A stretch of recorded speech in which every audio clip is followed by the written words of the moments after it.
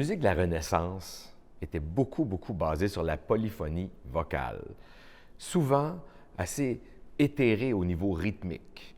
Et le début du baroque, dans les années 1600 et plus, a été caractérisé par la naissance d'une sorte de walking qui s'est inséré dans la musique, une sorte de groove, une sorte de beat.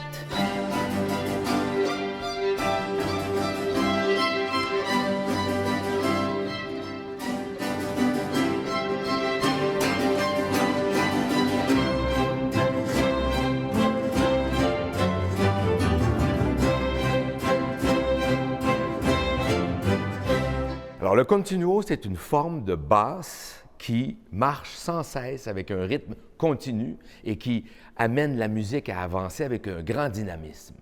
Cette basse-là est celle sur laquelle repose tout l'édifice de la construction de la musique, que ce soit dans la musique religieuse, dans la musique sacrée, dans la musique de chambre, dans les sonates en trio, dans la musique orchestrale et tout, il y a toujours un continuo.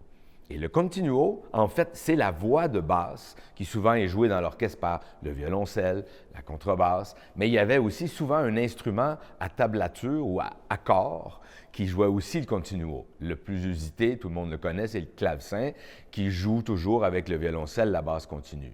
Et le rôle du clavecin, dans la main gauche, c'est de jouer la même chose que le violoncelle, c'est-à-dire la basse continue, mais dans la main droite, d'improviser des accords appropriés pour harmoniser dans le ton dans lequel on s'en va avec la musique.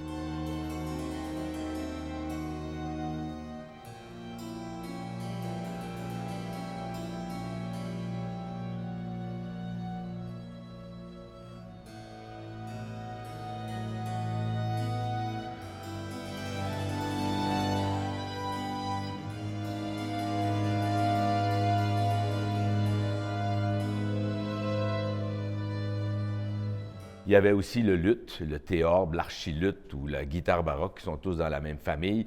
Il y avait l'orgue, par exemple, l'orgue, petit orgue portatif dans la musique plus religieuse. Il y a toujours eu des instruments avec des accords qui accompagnaient le continuo.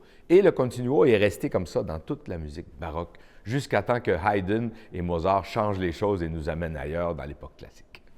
Donc, et oui, il y avait une certaine liberté pour l'exécutant au clavecin ou à l'orgue ou au théorbe, parce que la partie de basse était écrite par le compositeur, mais en dessous, il y avait des petits chiffres qui indiquent quels accords jouer.